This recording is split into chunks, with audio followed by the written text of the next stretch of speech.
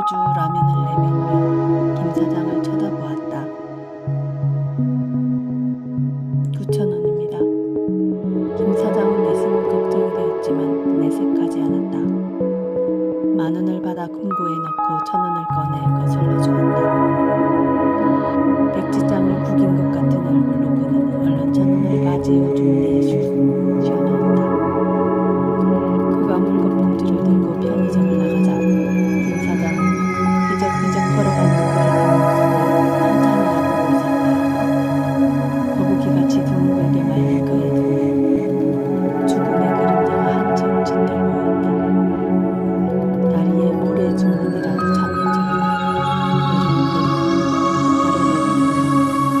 죽고 싶다고 말하고 있었다.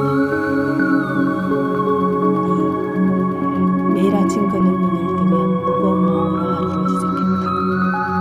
의상은 더 이상 의미가 없었다. 사람들과의 대화는 그를 더욱 외롭게 만들었고 웃음조차도 그의 입가에 머물지 않았다. 그는 자신이 존재하는 것조차 잊고 싶었다. 그의 마음속에는 끊임없는 자책과 후회가 얽혀 있었다. 직장을 잃고 1년여 동안 다시 직장을 구할 수가 없었다. 이어지는 이직 실패에 마음이 급했던 그는 3배로 불려준다는 지인의 말에 덥석 투자를 결정했다. 그 투자는 결국 그와 그의 가족의 모든 것을 앗아가고 말았다. 그는 몇 년의 지인을 찾아가느라 집에 들어가지 않았다. 그가 집을 떠나 두 번째의 화살을 맞는 동안 가족들은 그를 대신해 빚독촉을 견딜 수밖에 없었다. 그러던 어느 날 아내의 문자를 받았다. 여보, 제발 전화 좀 받아. 어머님 편찮으시단 말이야, 여보. 그는 전화를 하지 않았다. 그가 없는 동안 어머니는 돌아가셨고 그렇게 어머니의 마지막을 보지 못하게 되었다. 그에게 아내는 절규하듯 소리쳤다. 이럴 거면 사라져버려. 그는 자신이 사랑하는 사람들에게 상처를 주었고 그로 인해 더 이상 용서받을 수 없다고 느꼈다. 밤이 되면 그는 더욱 깊은 어둠 속으로 빠져들었다. 고요한 밤 그의 마음속에는 죽음에 대한 생각이 끊임없이 맴돌았다. 죽음은 그에게 유일한 탈출구였다. 그는 죽음이 두렵지 않았다. 오히려 죽음은 그에게 평화와 안식을 가져다 줄 것이라고 생각했다. 그는 죽음을 통해 고통과 절망에서 벗어나고 싶었다. 하지만 다른 한편에는 아직 살고 싶은 죽음을 향한 갈망과 살고 싶다는 의지가 끊임없이 충돌하는 싸움 속에서 자신이 진정으로 원하는 것이 무엇인지 찾고 싶었다. 3. 삐그덕 파란 칠이 벗겨진 철 대문을 밀었다. 태양광 정원 전등이 있지만 고장이 나서 마당에는 어둠이 내리고 있었다. 아빠, 그대 좀 밀어줘. 까르르르. 한때 아이들의 즐거운 웃음소리가 떠돌던 마당이었다. 나무 그네가 잠깐 흔들하는 착각이 들었다. 갑자기 누군가 대문을 쿵쿵 두드렸다. 저기요, 잠깐 나와봐요. 편의점 김 사장이었다. 그는 귀찮다는 생각을 하다가 대문을 열었다. 왜 그러시는지 저 꼭 이 말씀을 드려야 할 것 같아서 김 사장이 말을 이었다.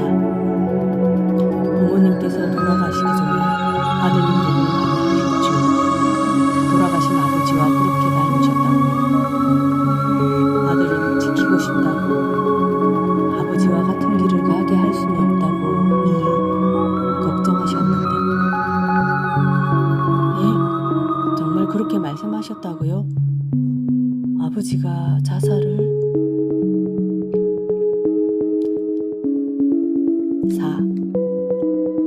산속에서 그가 홀로 집을 짓고 있었다. 그의 손은 거칠고 얼굴은 땀으로 범벅이 되어 있었다.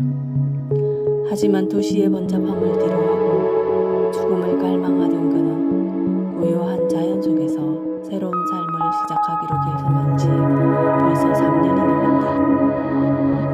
그는 매일 아침 일찍 일어나 나무를 베고 돌을 쌓고 흙을 다지며 집을 짓는 일에 몰두했다. 그의 손끝에서 나무가 잘리고 돌이 쌓여가면서 집의 형태가 서서히 부족했다.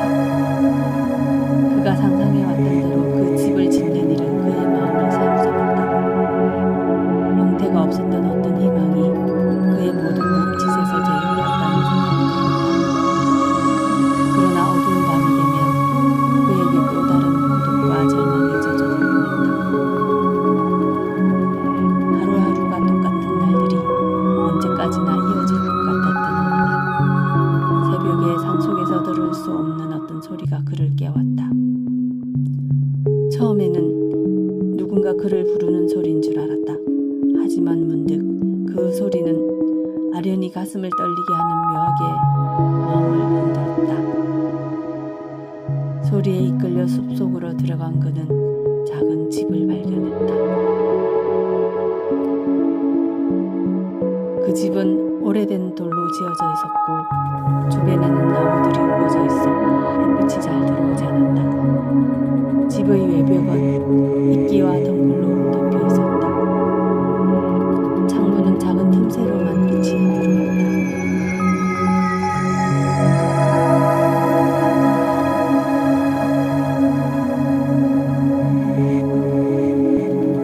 그리고 벽에는 커다란 거울이 걸려 있었다. 거울은 먼지로 덮여 있었고 그 안에는 어두운 집안의 모습이 은은하게 비쳤다. 그런데 거울에 비친 자신의 모습이 믿어지지 않을 정도로 나이가 들어 보였다. 처음에는 믿기지 않는 상황에 당황하고 혼란스러웠다. 거울 속의 그는 현재의 그와는 전혀 다른 모습이었다. 주름이 깊게 패인 얼굴, 희끗희끗한 머리카락, 그리고 지혜와 경험이 묻어나는 눈빛. 그는 그 모습을 보며 시간의 흐름과 나의 삶에 대한 여러 가지 감정을 느꼈다. 호호호, 자네를 보니 기억이 나는군. 죽고 싶다고 산으로 갔던 어리석은 내가.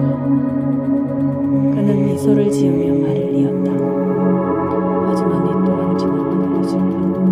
나는 자네에게 상처 주는 일은 말을 할 수밖에 없다. 그의 미소는 따뜻하고 이해심이 깊었다. 그는 안도감과 동시에 슬픔을 느꼈다. 제가 살아낸 그 세월은 행복했습니까? 큰 행복 하나보다 소소한 작은 행복들이 삶을 지켜내준다네. 그는 지난 세월 사랑하는 아내와의 시간을 얘기했다. 자라는 아이들과 했던 이야기를, 같이 공을 차고 밥을 먹으며 보냈던 다정한 시간들을 보여주었다. 우리 부부는 이쁜 손녀가 있는 할머니, 할아버지가 되었지. 장성한 아이들의 모습은 그가 가장 보고 싶었던 것이었고 살고 싶다는 자그마한 불시의 의미였다는 것을 깨달았다. 창문 너머로 넘어 들어오는 희미한 빛이 그의 얼굴을 스치며 그동안 잊고 있던 따스함을 느끼게 했다. 그는 손끝으로 창문을 가볍게 두드렸다.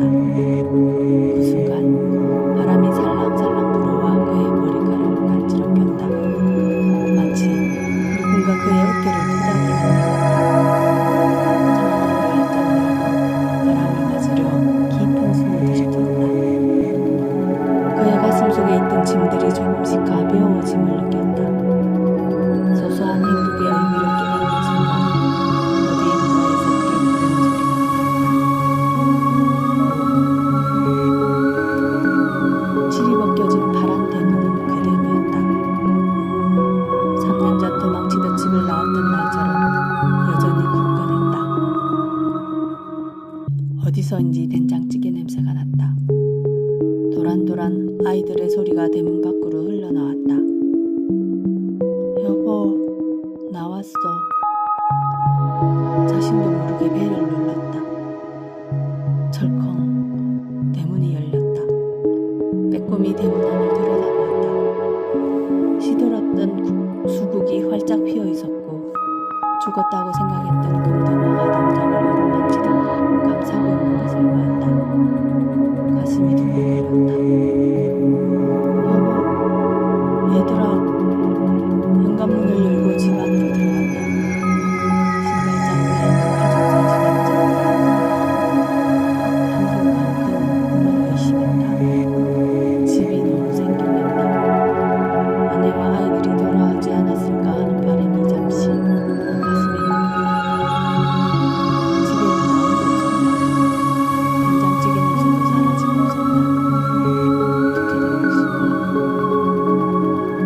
분명 누군가가 금방 자리를 떠난 듯한 이 감각은 무엇일까? 그의 상상이었을까? 비어있지만 꽉 차 있는 집이었다. 그는 하나하나 돌을 쌓아 올리는 기분으로 집을 정리하기 시작했다.